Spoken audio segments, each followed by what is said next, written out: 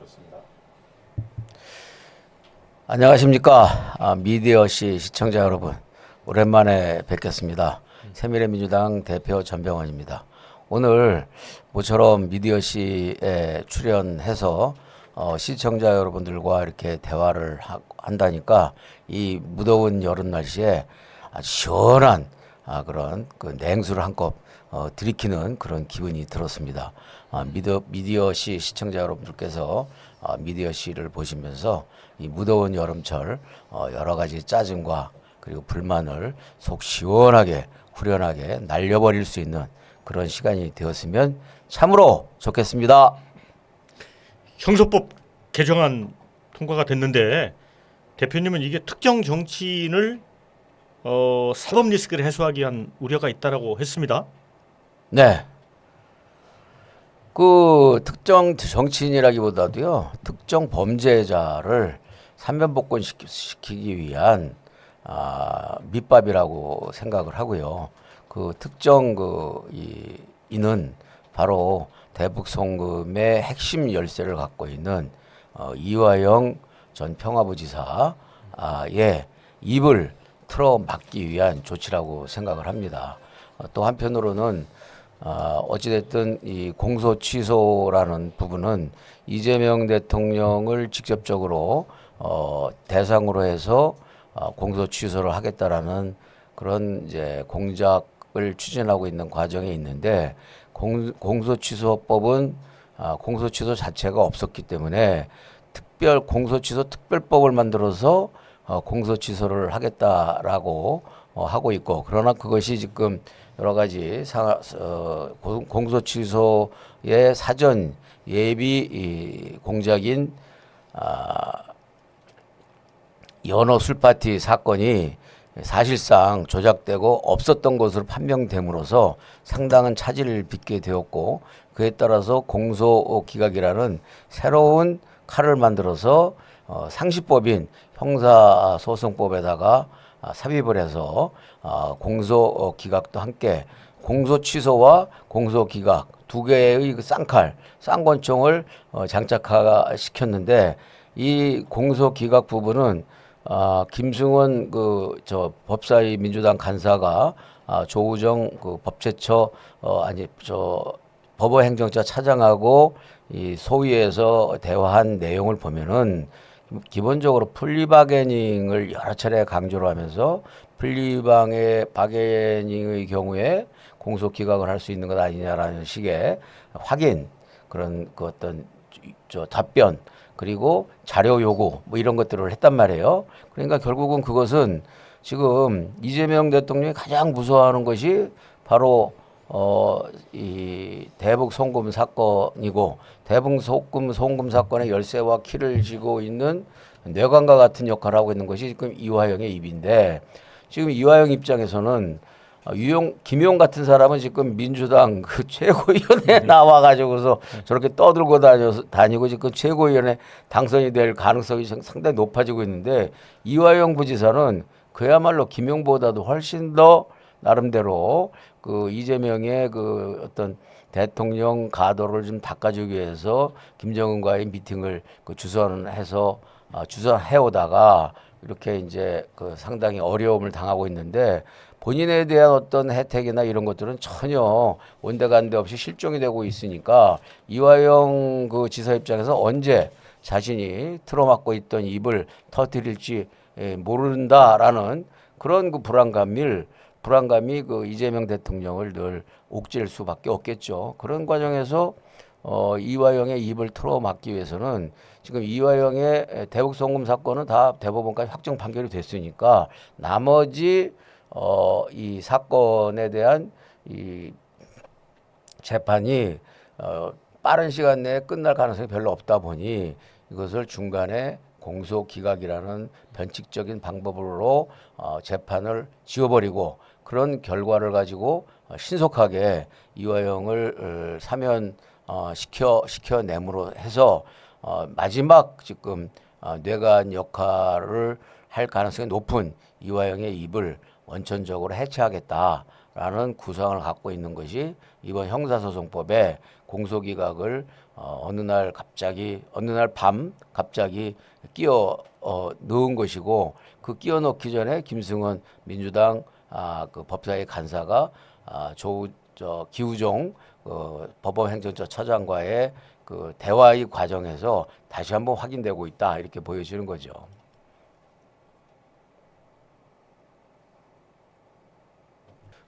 그래서 이게 지금 거기 보면은 기우종 그 법원 행정처 차장에게 그 김승원 그 법사위 간사가 판례를 여러 가지 판례를 요구를 했죠. 미국의 판례라든지 국내의 판례라든지 이런 걸 요구를 해서 이렇게 해서 이화영을 공소 기각을 시키는 과정에 그 법원 행정처를 통한 그 판례 수집을 통해서 그걸 카드로 해서 결과적으로 공소 기각을 이끌어내고 그렇게 해서 막 공소 기각이 되면은 사실상 재판이 없어지는 것이고 재판이 없어지게 되면 언제든지 사면복권이 가능하니까 그렇게 되면은 이화영에게 대장동 그 일당들에게는 1조 원대의 재산을 보장해서 더 이상의 불리한 증언을 할 수 없도록 틀어막았고 이화영의 경우에는 공소 기각을 통해서 사면복권 시키고 그렇게 해서 이화영의 마지막 무서운 입을 틀어막는 것이 최종의 목적이 아니냐라고 우리가 충분히 추측할 수 있다고 생각합니다. 청와대 업무보고에서 이재명 대통령이 검사가 이제 수사를 할 수 없게 되는 거냐라고 물었어요.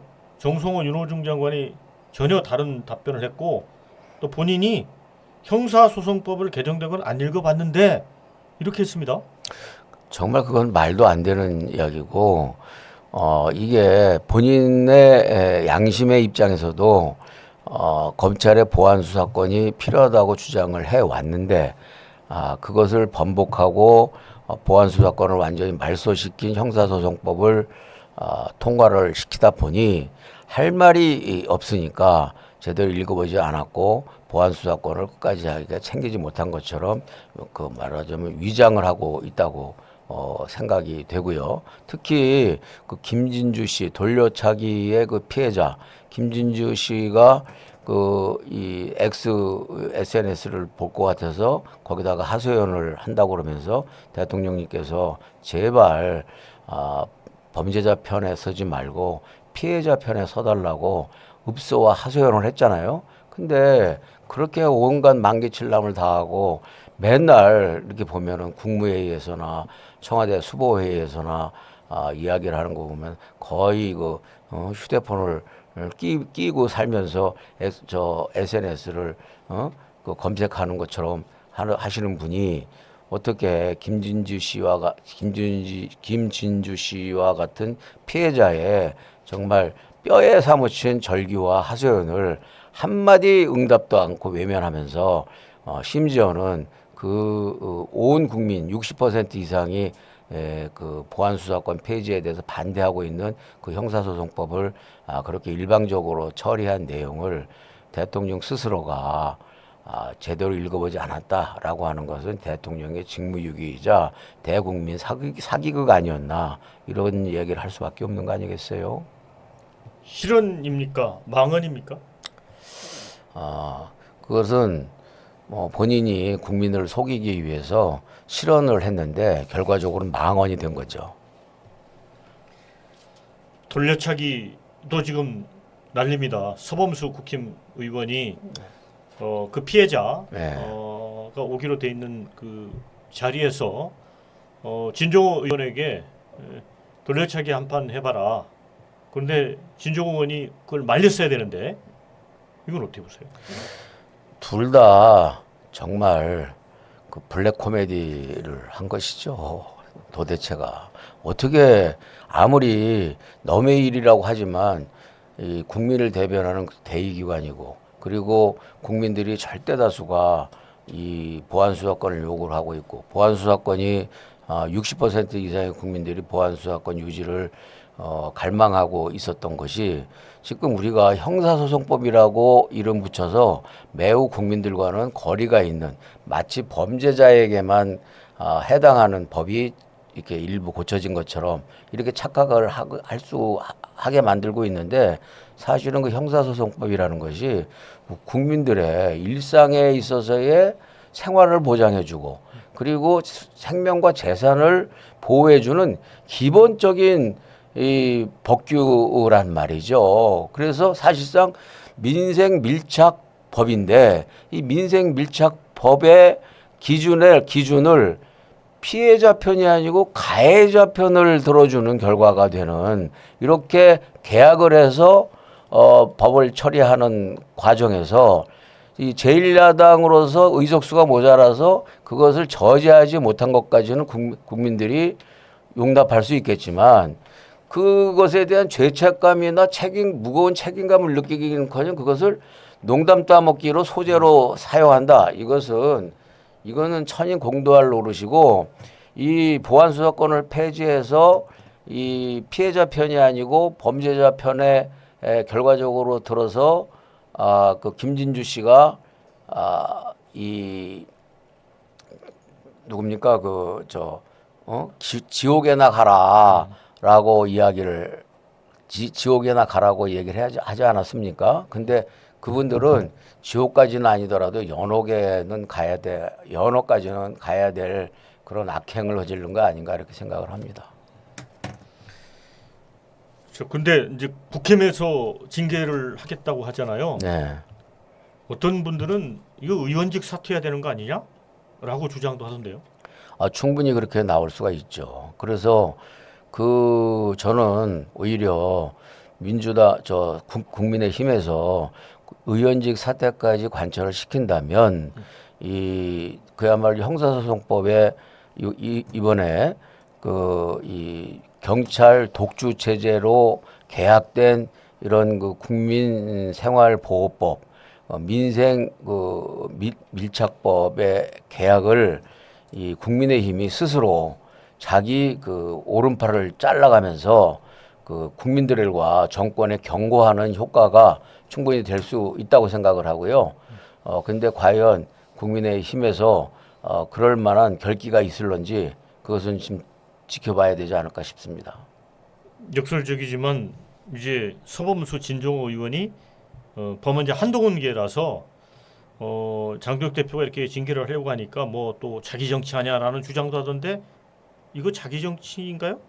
이거는 기본적으로 이러한 그 국민 생활과 그야말로 국민의 그 어떤 다시 한번 말씀드리지만 생명과 재산을 지키는 가장 밀접한 법이잖아요. 그리고 저는 제 개인적으로는 범죄공화국이 될 판이다. 네. 그리고 범죄 중에서도 가장 국민들이 피해를 보는 부분들이 특히 사기 사건일 것이다. 저는 그렇게 생각을 해요.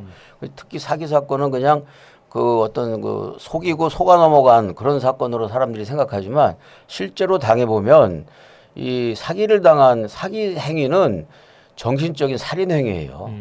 살인에 못지않은 엄청난 고통을 주는 것이고 그래서 이 사기를 당한 사람들 중에 많은 사람들이 이 자살을 택하는 경우가 많이 있잖아요. 그건 전 충분히 이해가 가는 행동이라고 생각해요. 네. 그런 측면에서 이 사기 천국이 되고 범죄 공화국이 될 수도 있는 이런 심각하고 중대한 국민생활 밀착법이 완전히 계약이 되고 그리고 김진주 씨 같은 그런 진짜 본인이 뼈저리게 체감을 했던 그런 그 피해 당사자가 절규하면서 제발 피해자 편에 서달라고 그렇게 하소연을 했던 그 소리를 듣기 위한 그 자리에서 돌려차기 이야기를 하면서 농담 따먹기를 한다는 것 자체는 이거는 도저히 사실은 용납할 수가 없는 것이고요. 이거는 오히려 국민의힘에서 이거는 엄중 그 징계 내지는 지금 아까 일부 사람들은 의원직 사퇴까지 가야 되지 않은가 이렇게 얘기를 하는데 저는 사실은 이 국민의힘이 보안 수사권을 소멸시킨 이 형사소송법 계약에 대한 저지를 못했다라는 제1야당의 책임감으로 2명 정도의 의원직 사퇴는 의원 전원은 못하더라도 2명 정도의 징계형 의원직 사퇴는 오히려 적절한 조치 아닌가 저는 그렇게 생각합니다. 지금 여당 당대표 선거가 지금 가관인데 2차 TV 토론에서 정청래가 김민석 못 믿을 사람이다. 2차 TV 토론으로 게임 끝. 이게 맞나요? 어제 제가 그 토론회를 잠깐 이렇게 뉴스에 나온 것을 보면서 야, 저는 어저께 그럼 이른바 왜 김민세인지를 다시 한번 확인하는 자리였다고 생각돼요.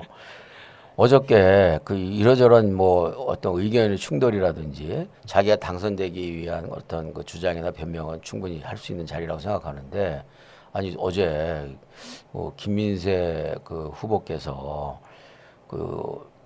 저 정청래 후보가 이재명 대통령이 이 지난 지방선거에 대해서 뭐 실패를 했다라고 얘기한 것이 마치 이재명을 팔아먹은 것처럼 이렇게 광분해서 이야기하는 거를 보면서 야, 민주당이 저게 지금 저런 그 어떤 과잉 충성과 아부꾼이 당대표 유력한 당대표 후보로서 지금 경선에 나서고 있는 것이 맞아?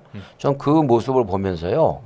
한마디로 저게 야, 역시 민주당이 이재명 1인 독재 정당이 되면서 1인 우상화 정당이 되면서 북한 노동당의 이른바 김일성, 김정일, 김정은으로 이어지는 어버이 수령당의 문화가 이미 이 아부꾼들 사이에서는 일반화가 됐구나라는 것을 느꼈고 그런 측면에서 마치 정청래의 그런 어떤 발언이 사실 여부를 떠나서 이재명 대통령을 거론했다는 것 자체를 마치 못 잡겠다는 듯이 공분을 터뜨리면서 그렇게 과잉 대응을 하는 모습이 야, 진짜 김민세의 극치를 보여주는 그 장면이다 이렇게 생각이 되고요. 정말 민주당원들이 민주당의 그 민주적 정통성을 조금이라도 미련을 갖고 있고 그걸 보존하고 싶다면은 저런 아부꾼 그리고 민주당을 완전히 그 어버이 수령당으로 앞장서서 변질해 가고 있는 저런 자를 어떻게 당대표로 뽑아줘서는 안 될 텐데, 누구 호불호를 떠나서 저는 그런 아주 절실한 생각을 했습니다. 제가 민주당과 평생을 함께 살아온 사람으로서 정말 저 스스로도 모멸감을 느꼈고, 민주당을 역시 떠나오길 잘했다라는 그런 나름대로의 안도감을 갖게 됐죠. 네, 어제 토론이 김민세에게는 도움이 될까요? 안 될까요? 저는 어제 민주당 당원들이 제정신을 갖고 있다고 한다면 어제 김민세의 그런 이러저러한 변명이나 공격은 너무 이재명 우상화 그리고 어버이 수령으로서의 이재명을 우상화 신격화 하고 있다는 것을 완전히 보여줬기 때문에 저런 사람이 당대표를 맡게 되면 그야말로 이것이 대한민국의 집권 여당까지 저런 식의 대통령을 신격화시키고 1인 숭배 정당으로 이렇게 만들겠다라는 욕망을 그다음에 아부 근성을 갖고 있는 사람이 당대표가 된다면은 과연 민주당이 제 역할을 할 수 있을까? 그리고 이재명 정부가 이재명이 신이 아닌 이상은 당연히 실수도 하고 잘못된 길로 갈 수도 있는데 집권 여당의 책임으로서 그렇게 일부 잘못되거나 혹은 시행착오를 거칠 수밖에 없는 그런 어떤 정책적인 문제들에 대해서 최소한의 가이드라인과 지향성을 제대로 여당 역할을 할 수 있을까라는 생각을 하게 됐고 결과적으로는 그런 자가 당대표가 되면은 이거는 민주당과 이재명 정권이 망하는 곳에 그치는 것이 아니라 대한민국이 정말 절단나겠다라는 그런 우려와 걱정이 앞섰습니다. 조국 혁신당 혁신정책연구원장이 이재명 정권에게 칼을 꺼냈습니다. 단일 종목 레버리지 ETF 도입은 명백한 정책 실패다. 그래서 김용범 정책실장을 필두로 책임자들 잘라라. 어떻게 보세요? 그 칼을 뽑아든 게 아니고요. 제가 볼 때는 가짜 칼을 뽑아든 것 같아요. 정치적인 수사라고 생각합니다. 본질은 이 단일 종목 레버리지의 핵심은 이것은 단순히 정책의 문제가 아니라 선거를 앞두고 선거에 이용하기 위해서 우리나라 주식시장의 규모나 그 문화에 맞지 않는 단일 종목 레버리지를 급격하게 도입을 해서 롤러코스터 장을 만들고 선거 6.3 지방선거 직전에 그 최고의 그 불장을 만들기 위한 그런 정치 공작적 범죄 행위라고 생각을 하는 것이 저는 합리적이고 타당하다고 생각하고요. 그런 점에 있어서 이것은 단순히 사퇴의 문제가 정책 실패로서 시부할 문제가 아니라 이건 선거 공작용 범죄 행위다. 저는 그렇게 규정을 해야 된다고 생각을 하고 그런 점에서 저는 이거는 특검을 통해서 낱낱이 진상을 밝히고 이것에 대해서 형사처벌을 해야 된다고 생각합니다. 그리고 지금 블룸버그 통신 같은 해외의 그 자본시장에서 아주 유력한 실력 있는 전문가들이 도대체 한국에 단일 정보 레버리지를 도입한 것 이유를 모르겠다. 그리고 도대체 한국 정부는 저렇게 롤러코스터 장이 되는데 한국 정부는 도대체 뭘 하고 있는 거냐? 왜 손을 놓고 있는 거냐라는 비난이 쏟아지고 있었잖아요. 근데 거기에 대해서 아무 조치도 안 해. 왜?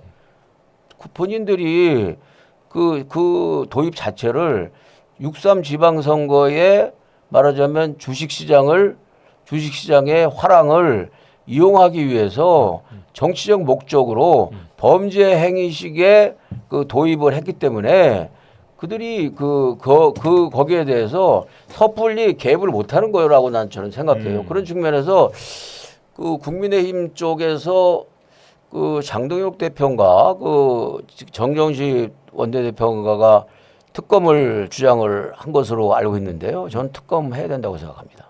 네, 그러니까 조국 대표가 뽑았는데 그게 헌칼이었고 네. 사실은 이건 국정농단이고 범죄 아니냐. 그렇죠. 너무 미약한 칼이다. 네. 그거는 뭐 더군다나 정책 실패로 프레임을 선도적으로 짠 것 자체가 이 단일 정보 레버리지 도입 배경 전후 그리고 이도 그리고 그 어떤 범죄의 어떤 검은 그 공작성 그 문제점 그리고 졸속 도입 이런 여러 가지 측면에 있어서 그걸 단순히 정책 실패다라고 단정하고 치부하는 것은 대단히 큰 실수다. 예. 그래서 이거는 사실상 살인 행위를 한 건데 이게 그 말하자면 그 과실 그 치상이다.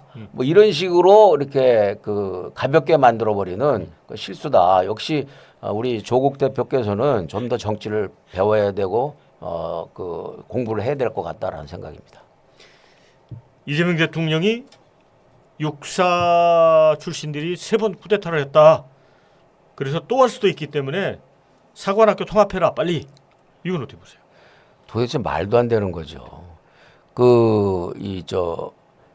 미국 같은 경우는 웨스트 포인트를 비롯해서 그 3사공사 육사가 다 있잖아요. 그리고 다 명문이고 그리고 그 3사공사가 각각 그 제각각 그 양성 과정을 달리해서 전문성을 키운 그런 결과가 지금 세계 최강의 그 전력을 갖고 있는 것 아닙니까? 더군다나 이번 이란 전쟁에서도 봤듯이 그 무기가 더욱더 첨단화되고 고도화되고 있기 때문에 그 어떤 그 전문적 지식과 경험이 어느 때보다도 필요하단 말이에요. 그래서 바다에서의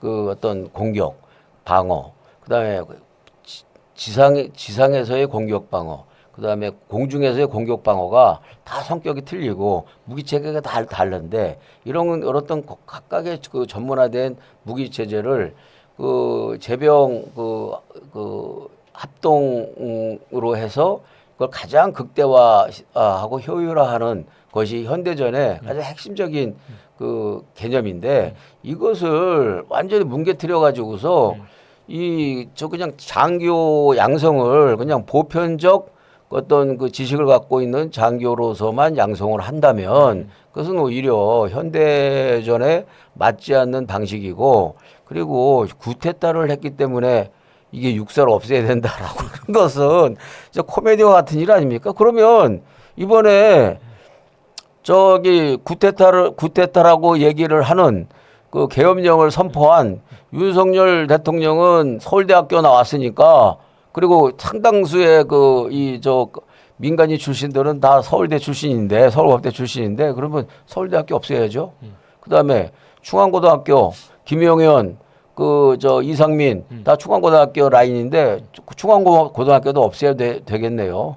저는 그거는 말도 안 되는 말도 안 되는 진짜 코미디라고 생각해요. 이거 완전히 개그 콘서트 소재로도 사용할 수 없는 아주 협량한 그런 그 안목이다. 저는 그렇게 생각합니다. 쿠데타 논리로 3군 사관학교 통합을 주장하다 보니까 오히려 이렇게 대표님처럼 반론을 제기하는 사람이 많아서 오히려 차질이 빚어지지 않을까요? 저는 차질이 빚어졌으면 좋겠어요. 그리고 어제 뭐 국방부 그 보고에서 그 속도를 내라 그러면서 그 저 육사가 있어봤자 저 구테타 하나 일으킨다라는 식으로 얘기를 했는데 그건 말도 안 된다고 다시 한번 말씀드리지만 그렇다면 서울대학교도 없애고 중앙고등학교도 없애라라는 얘기를 하고 싶고요. 기본적으로 저는 이 국방을 그렇게 또 아까 말씀드린 것처럼 이 주식시장도 정치적 이용으로 하려다가 지금 낭패를 지금 보고 있고 그 낭패의 그 피해자가 일반 그 서민층과 개미 투자가들이 엄청나게 지금 피눈물을 흘리고 있는 그런 부작용을 초래하고 있는데 그와 같이 그 어떤 그 이 구테타를 막기 위해서 특정 육군 사관학교 없애기 위해서 3군 사관학교를 통합하겠다. 그거는 기본적으로 현대전에 말이 안 되는 것일 뿐만 아니라 기본적으로 오히려 그렇게 육해공이 함께 육해공 출신의 그 병력들을 함께 모아서 더 큰 규모의 단일 집단의 그 이 고급 장교 양성소가 생긴다면 오히려 구테타를 일으키기가 더 쉽지 않겠어요?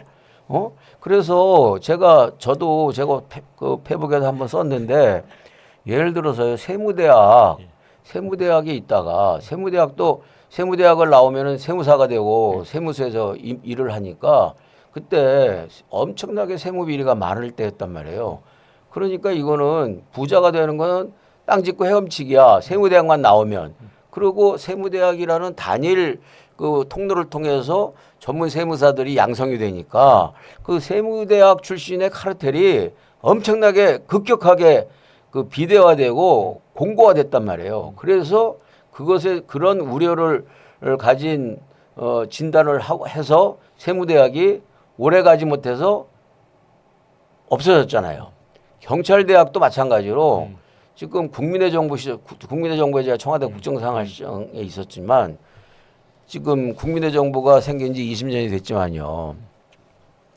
경찰대학도 처음에는 엘리트 경찰을 양성하는데 매우 효율적인 기관이고 그리고 경찰 수사의 퀄리티, 질을 높이는데 매우 그 훌륭한 그 역할을 하고 있다라는 긍정평가가 있다가 이게 기수들이 쌓이고 인원이 계속 많아지다 보니 결국은 경찰대학 출신들끼리의 이게 그 카르텔, 그다음에 기득권의 그 배타적 그 어떤 옹호 이렇게 돼서 이게 사실은 김대중 정부 시절부터 경찰대학에 대한 경찰대학을 존치시킬 것이냐라는 논란이 계속 있어 왔어요. 그러면서 현재까지 끌고 있는 것인데 이것을 육군사관학교가 그 쿠데타를 일으켰다고 해서 그 육사를 없애기 위해서 상군을 통합했다 그러면은 예를 들어서 육사 입교생들이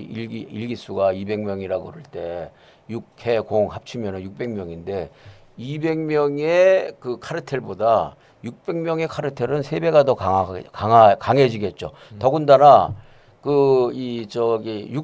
육사가 공군이나 해군을 움직일 수는 없는데 이거는 다 서로가 다 육해공 모두를 다 장악해서 움직일 수 있잖아요. 완벽한 쿠데타가 더 발생할 가능성이 높겠죠. 이건 도대체 말이 안 되는 일이에요.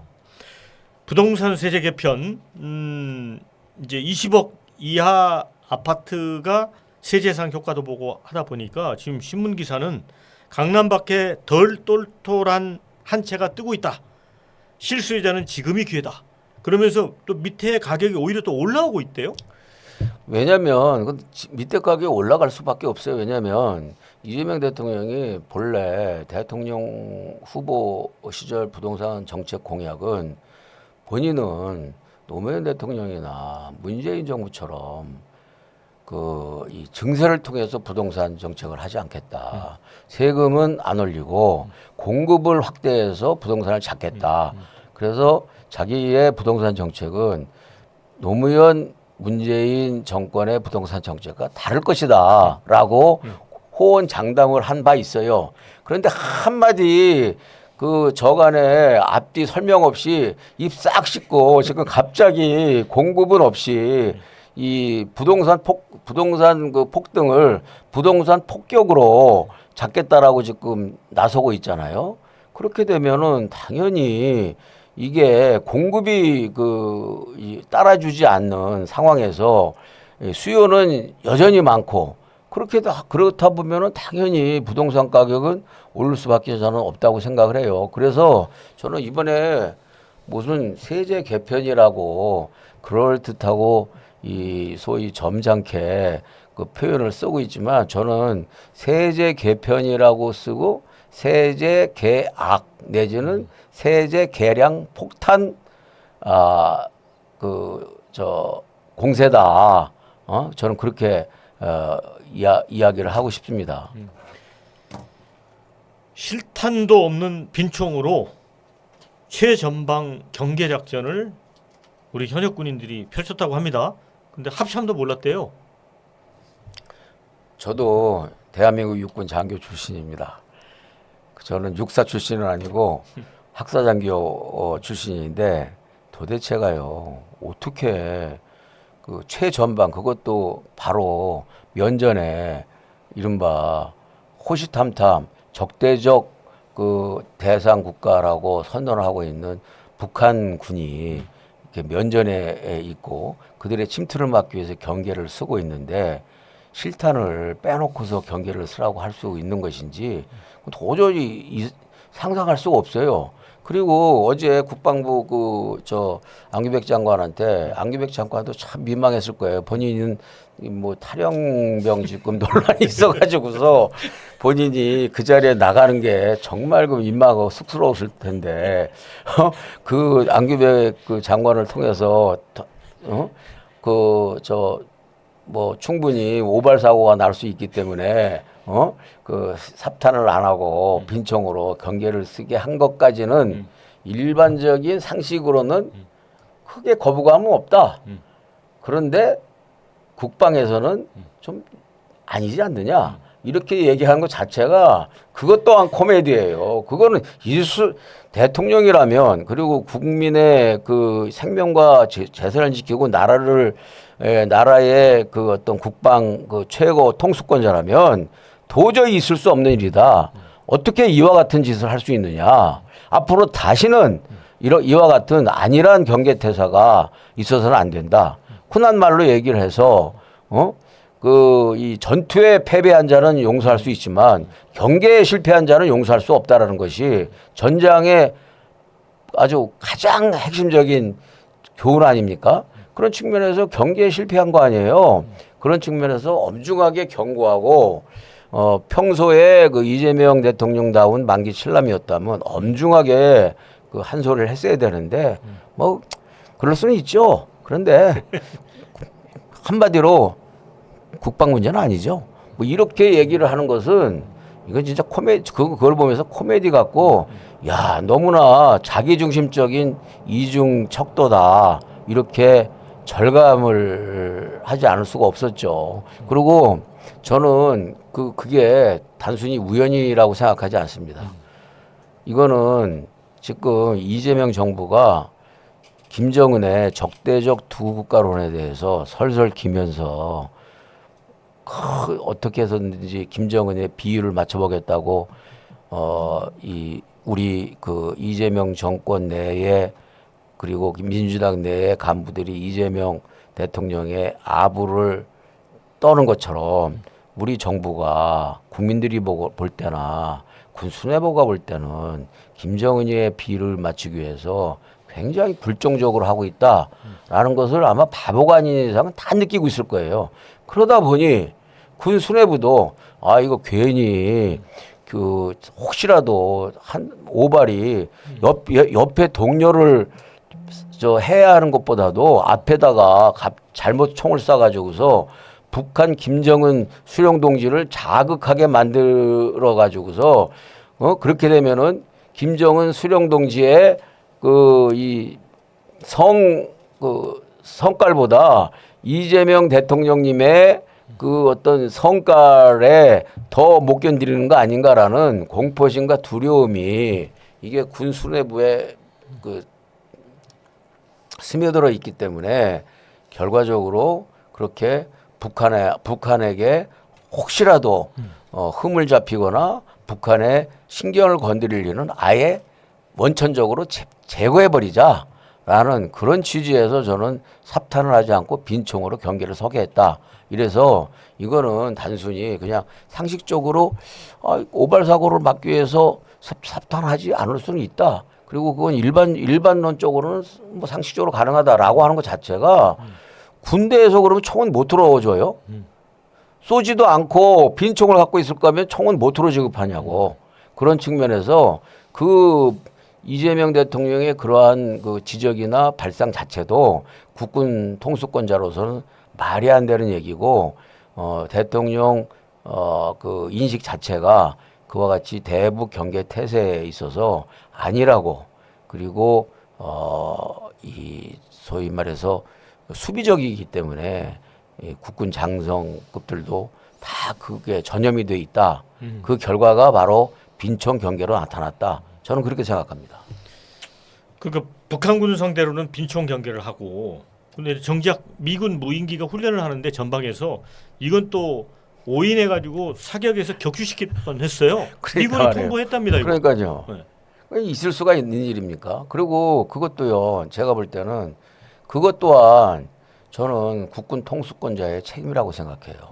저기 하위 부대에서 그와 같은 사태가 벌어진 것이 어떻게 대통령 책임이냐라고 개딸들은 반박할 수 있을지 모르겠어요. 그러나 그와 같은 정신 상태, 즉 미군의 통신이나 미군의 첩보 그리고 미군이 알려주는 그런 통보하는 내용들에 대해서 가볍게 생각하게 됐다는 거죠. 저 생각은 왜 그러냐?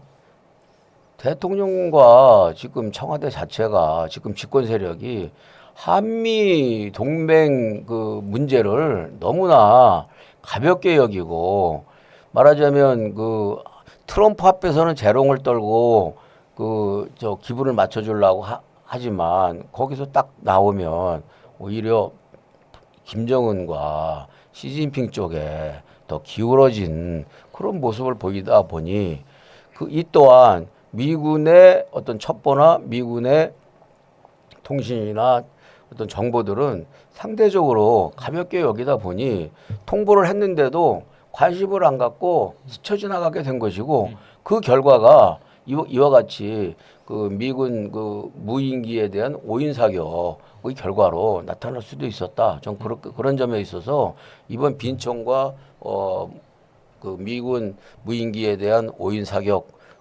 문제는 이거는 군 통수권자의 어떤 대북 안보 의식, 그다음에 한미 동맹 관계에 대한 어떤 그 긴장 상태 이런 것의 이완 이런 결과의 반영이다. 저는 그렇게 생각합니다. 형사소송법 개정으로 이제 검사는 수사권을 박탈당했습니다. 수사를 그렇죠. 못합니다. 그렇다 보니까 이제 경찰이 모든 권한을 갖게 됐어요. 경찰국이 됐는데 김병기 수사 11개월째 표류 이게 대한민국 경찰의 실상 이런 기사가 큼지막하게 떴습니다. 네. 도저히 말이 안 되는 거잖아요. 11개월이 됐는데 아직 그리고 그 김병기의 그 격가지였던 강선우는 구속이 돼가지고서 지금 재판을 받고 있는데 그 본가지인 김병기는 아직까지 11개월이 넘도록 수사가 종결됐다는 말도 없고 수사 진전 상황에 대한 브리핑도 없고 그냥 어떻게든 사건을 지우고 싶어하는 경찰의 그런 그 어떤 아부의 근성이 노골적으로 드러내고 있고 그다음에 정치 경찰의 그 어떤 치부를 상징적으로 보여주고 있다고 생각을 해요. 또 실질적으로 김병기 사건의 경우에 뭐 13개의 그 혐의가 있다고 하지만 그 중에서 가장 대표적이고 그 어떤 유치하고 치졸한 추잡한 그 내용이 구의 부의장 법카를 2번씩이나 뺏어서 계속 사용을 한 그 사건인데 그 첫 번째 부의장한테 뺏어서 몇 개월 동안 썼던 그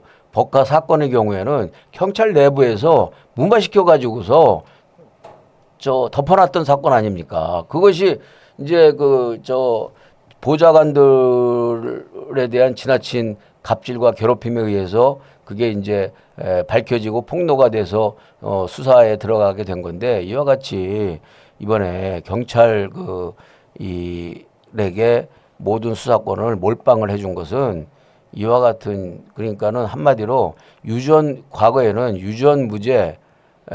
무전 유죄라고 했지만 유전 무죄에다가 유권 무죄가 됐어요. 적어도 국회의원들 특히 여당 국회의원들에 대해서는 사실상 면죄부권이나 마찬가지다.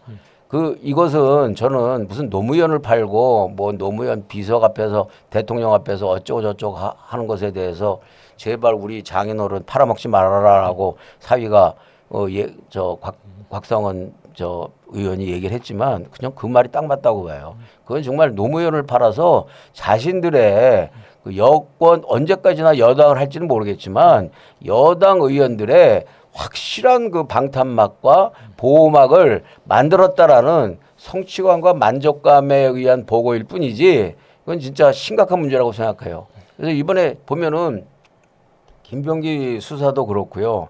또 상대적으로 대조적으로 스타벅스도 어제 그 압수수색을 했다는 거 아닙니까? 스타벅스 사건이 발생된 게 5월 18일이잖아요. 5월 18일이면 지금 3달이 지금 접어들고 있어요. 3달이 지난 뒤에 강제 수사한다고 압수수색을 한다? 압수수색의 그 가장 핵심이 뭡니까? 가장 신속하게 그 증거 인멸의 그 가능성을 배제하기 위해서 비밀스럽고 기민하게 그 증거를 확보하기 위한 조치가 압수수색 아닙니까? 근데 이게 거의 3개월이 지나서 뭐 강제 수사 형태로 압수수색을 한다? 이거는요, 제가 볼 때는 이것도 넌센스라고 생각해요. 이것도 난 정치 수사라고 생각해요. 왜냐하면 압수수색을 할 것 같으면 지난 5월 5월 18일 발생됐으니까 5월 20일쯤은 최소한 5월 20일까지는 압수수색을 해야 그 효과가 있는 거 아니겠어요? 근데 3달이나 가까이 지난 상태에서 이걸 갑자기 압수수색으로 강제 수사로 하면서 국민들의 관심을 끄는 것은 왜 그러냐? 저는 이런 부분이 있다고 생각해요. 경찰이 수사권을 자기들에게 검찰로부터 뺏어서 모두 몰아준 것에 대한 검찰의 과잉 충성의 메시지다. 선물 보따리다. 왜? 그게 뭐 대단한 스타벅스가 대단한 그 사건이어서 그런 것이 아니고 지금 이재명 대통령의 그 지지도가 그 어느 때보다도 지금 최저로 나오고 있잖아요. 두 번째는 그 이유는 여러 가지가 있습니다만 또 한편으로 지금 민주당 전당대회로 인해서 엎치락 뒤치락 하면서 지금 민주당이 대혼란에 지금 빠져 있지 않습니까? 그래서 그 민주당이나 이재명 대통령의 지지도가 상당히 위협을 받고 있어요. 그 위협을 받고 있는 가장 근본적인 원인은 유시민 작가의 표현으로는 자기 지지층들이 지금 분열되고 있고 이완되고 있다라는 거예요. 그런데 스타벅스 사건은 단순히 미국 커피 회사의 사건이 아니라 5.18 사건을 능욕했다라는 그런 이념적 사건의 프레임을 씌워놨기 때문에 이재명 대통령이 그래서 저항도 많았지만 이 스타벅스 사건에 대한 그 압수수색을 그 3달이 지난 뒤에 갑작스러운 압수수색을 통해서 이 어떤 진보층 지금 이완되고 분열되어 있는 그런 어떤 그 강경 진보층의 결집을 이뤄내기 위해서 경찰이 한마디로 매우 고도의 정치적인 행위를 한 것이라고 생각을 하는데 뭐 경찰의 목적은 그거였지만 결과적으로 이 부분에 대해서는 지난번에 스타벅스에 대해서 대통령까지 나서고 행안부 장관에 뭐 여당 지도부에 막 나서서 융단 폭격을 가했지만 오히려 그것이 역작용을 일으켰듯이 이번에도 지금 말씀드린 것처럼 여러 가지 정황으로 볼 때 이것은 순리적인 수사가 아니라고 보여지기 때문에 이것도 역풍이 가능성이 높다. 그래서 역시 정치 검찰보다 정치 경찰이 역시 두 수 아래구나라는 것을 스스로 증명했을 뿐이다. 이렇게 생각합니다. 리얼미터 여론조사에서 처음으로 데드크로스가 발생했습니다. 그러니까 네. 대통령 지지율이 부정평가가 긍정평가를 이제 뒤집는 건데 네. 부정평가가 거의 52%가 나왔어요. 네. 긍정은 45%. 네. 어떻게 보세요? 처음이 아니고요. 지난번에 한번 데드크로스가 있었던 걸로 생각하고 이른바 데드크로스 우리말로는 죽음의 교차로죠. 한마디로 당연한 것이라고 생각하고요. 저가 전망하기에는 오히려 그 대통령 지지도가 40%대를 여전히 40% 중반을 유지하고 있다는 것 자체가 굉장히 높게 나왔다고 생각해요. 그리고 그것도 이재명 대통령의 그 어떤 국민의 그 말초적인 그 감성을 건드리는 그러한 것으로 해서 간신히 40% 중반을 그 수호할 수 있었다. 이렇게 저는 생각을 하고 앞으로 더 떨어질 일만 남았다 그렇게 생각합니다. 그리고 특히 이번에 그 민주당 전당대회가 뭐 이번 주말에도 이제 뭐 이렇게 뭐 경선 결과 발표가 되겠습니다만 엎치락 뒤치락 하고 있다고 그러잖아요. 엎치락 뒤치락이 아니에요. 그것은 엎치락 뒤치락이 아니라 이재명의 리더십이 패대기 처짐을 당하고 있는 거예요. 이재명 리더십이 이번 지금 저 민주당 전당대회를 통해서 패대기 처지고 있는 그런 상황이기 때문에 이재명 대통령의 지지도는 계속 떨어질 수밖에 없는데 이재명 대통령이 자꾸만 국민의 그 언술로 국민의 그 말초적인 감성을 살짝 건드리는 걸로 이 사수를 해가고 있는데 유지를 해가고 있는데 그것도 한두 번이지 계속 통할 수는 없다고 보기 때문에 장기적으로는 이게 죽음의 교차로는 이제 계속 그 우상향이 아니라 우하향으로 갈 수밖에 없다. 그렇게 판단이 되고요. 특히 그 대통령 연임제 같은 경우도 명확하게 얘기하지 않고 있잖아요. 저 말씀하신 연임 개헌 이게 이제 조정식 의장의 의도된 정치적 발언이다 이런 주장도 있습니다. 근데 이거 해소하려면 대통령이 나 대통령 이걸로 끝이야 다시 안 해. 이러면 다 정리되는 거 아니에요? 그렇죠. 장동혁 대표의 얘기처럼 연임은 없다. 또는 나는 연임 안 한다. 이렇게 단 두 마디로 그 표현을 하면은 될 일을 이거 개헌을 하려고 해도 개헌 정족수가 안 되지 않느냐. 그리고 개헌 정족수가 안 되기 때문에 개헌이 불가능하다. 연임 개헌이 불가능하다. 또 이렇게 얘기를 하고 그리고 저 헌법 제128조죠? 아니요. 그 헌법 제128조.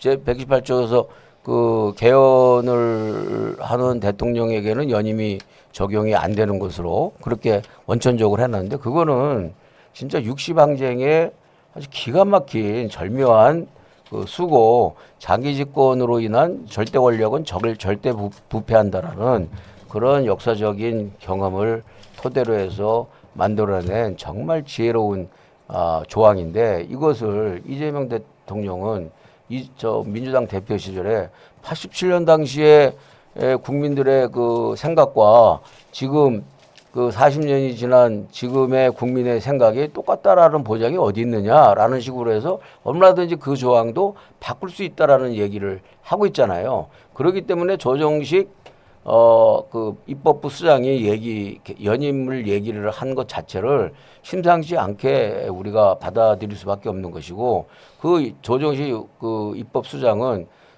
전임 우원식 입법 그 국회의장과는 다르게 그야말로 직접 명픽 대통령 정치특보 출신의 명픽 입법수장이기 때문에 더욱더 이 명픽 입법수장이 연임의 가능성을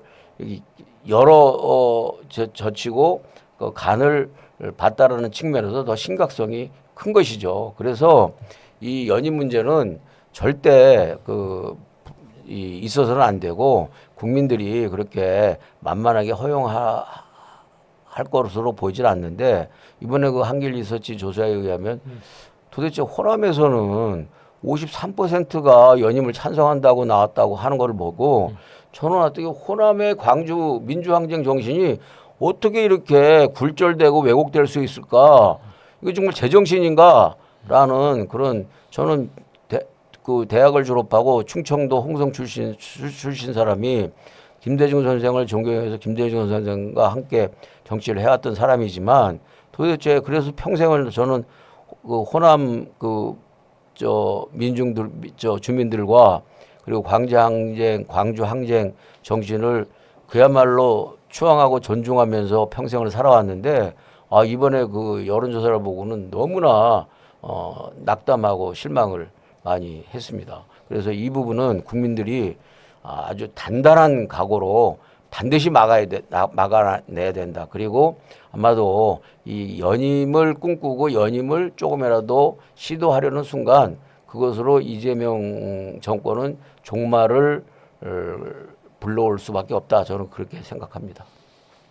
박지원 의원도 이 연임 관련해서 그 부분은 헌법 파괴다라고 명시적으로 얘기를 했습니다. 지금 김대중 대통령 살아계신다면 이 상황을 어떻게 이야기를 할까요? 김대중 대통령이 살아계신다면 이거는 말도 안 되는 것이고요. 첫째, 그 김대중 대통령 입장에서 상상도 할 수 없는 발상이라고 저는 생각하고 그 이전에 김대중 대통령이 87년 체제로 만들어 놓은 것이 있어요. 그것은 협치를 하지 않으면 그 국정 운영이 불가능하게 만들어 놓은 제도예요. 그게 뭐냐? 그 야사당 체제 시절에 최초로 그동안 제1당의 모든 국회직을 독식하던 것을 김대중 총재의 아이디어와 제안으로 이 국회를 의석수로 국회직을 배분해서 기본적으로 국회의 운영이 여야의 기본적인 타협과 협상이 아니면은 정상적으로 굴러갈 수 없도록 만들어 놓은 것이 김대중 체제고 민주당 정신이에요. 근데 그것을 지금 깨버리고 있잖아요. 일방적으로 지금 지난 그 22대 국회 전반기 때도 일방적으로 국회 원구성을 했고 후반기 때도 또 일방적으로 원구성을 했고 심지어는 일방적으로 원구성을 하면서 자기네들이 독식을 하겠다라는 이야기까지 해대고 있고 이것은 김대중 대통령이 이번 이제 8월 18일이 며칠 안 남았습니다만 8월 18일이 김대중 대통령님 서거 17주기인데 김대중 대통령이 살아오신다면은 정말 어이가 없어서 입을 다물지 못할 거예요. 이 민주당은 국민의 민주당이었고 민주당의 아무리 재앙적 총재라 하더라도 김대중 대통령은 총재는 비주류를 30% 이상 40% 가까이 늘 인정을 해왔고 그래서 민주적 다양성을 존중을 해왔는데 지금 민주당은 민주적 다양성이라는 건 찾아볼 수가 없어요. 1인 숭배 정당이고 말하자면 그 어떤 신성 불가침의 이 어떤 인물 영역으로 이렇게 만들어내고 있어서 민주당의 전통은 이미 소멸되었다. 그래서 저는 이번 그 김대중 대통령 17주기를 맞이하면서 저희 지역구이기도 하지만 거기에다가 김대중 대통령님 너무 그립습니다. 라는 현수막을 붙일 생각입니다. 네. 그 김대중 대통령이 돌아오시면 입을 다물지 못할 거예요. 어이가 없어서. 그리고 이제까지 민주당은 김대중의 민주당, 그리고 노무현의 민주당, 문재인의 민주당이었는데 지금의 민주당은 이재명 스스로가 그렇게 얘기했잖아요. 민주당은 이재명의 민주당이 되어야 한다. 그리고 그렇게 만들어놨어요. 이재명의 민주당이 되어 있는 오늘날의 민주당의 모습을 보면서 연임에 대한 이야기는 한참 간 얘기고 이재명의 민주당이 된 모습 자체가 김대중 대통령으로서는 만약에 알시게 된다면 이건 너무나 충격적인 모습일 것이다 이렇게 생각을 합니다. 그러면 연임론에 대해서 이렇게 왈가왈부가 많은데 대통령이 계속 입을 닫고 있는 거는 뭔가 불씨를 가슴에 안고 있다고 보세요? 그 본인이 근데 사실은 이재명 대통령 부동산 정책도 증세로 부동산 정책을 하지 않겠다 그랬다가 한마디 그 해명이나 사과도 없이 번개같이 180도 표현했듯이 네. 말을 너무나도 잘 바꾸는 사람이기 때문에 이게 그렇게 얘기한다 하더라도 불씨가 저는 여전히 살아 있는데 그런 정도의 그 말을 잘 바꾸는데도 불구하고 그 말조차 꺼내기 싫어하는 것을 보면 이거는 불씨 정도가 아니라 이거는 상당히 이 불장작이 지금 이게 현재 타고 있는 상황이라고 봐야 될 것 같아요. 자, 이제 어떤 정권에 정말 뼈가 되고 살이 되는 아주 레드팀으로서의 아주 좋은 말씀을 해주셨는데 그래도 지금 이 무더위에 휴가도 반납하고 열일하는 이재명 대통령을 위하여 네. 좀 덕담 한마디 해주시죠. 다시 한번 말씀드리지만 모든 권력 인간의 수명은 그 수명에 한계가 있듯이 그리고 본인에게 주어진 시간은 늘 다 모든 사람이 한계를 갖고 있듯이 정권도 유한한 것이고 한계가 있는 것입니다. 더군다나 그 헌법에 보장되어 있고 우리 국민들이 너무나도 그 피눈물을 흘리면서 이 그 민주주의 체제를 완성을 하고 또 경제 성장도 이루는 두 마리의 토끼를 잡은 자랑스러운 그 국민들인데 그리고 품격 있는 국가인데 지금 우리 국가가 윤석열 이후에 민주당 그 이재명 대통령이 윤석열 대통령이 국가의 품격을 좀 상처를 냈다고 한다면 이재명 대통령은 상처를 내는 정도가 아니라 심각하게 망가뜨리고 있는 것 아닌가라고 한번 돌아볼 필요가 있다.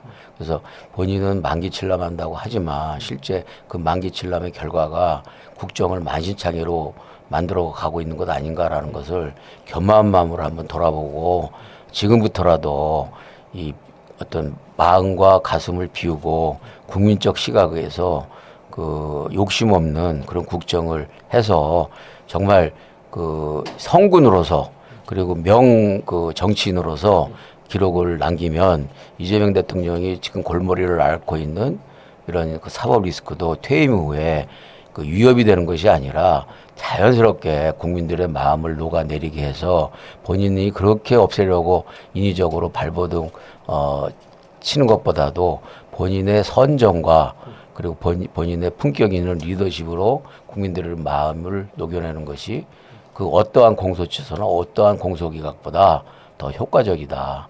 저는 그런 말씀을 드리고 싶습니다.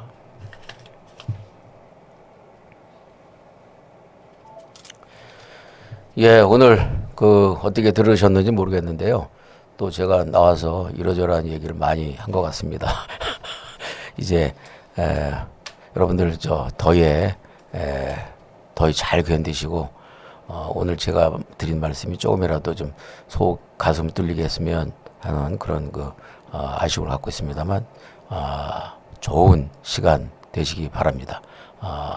만나 뵈서 다시 한번 반갑습니다. 고맙습니다.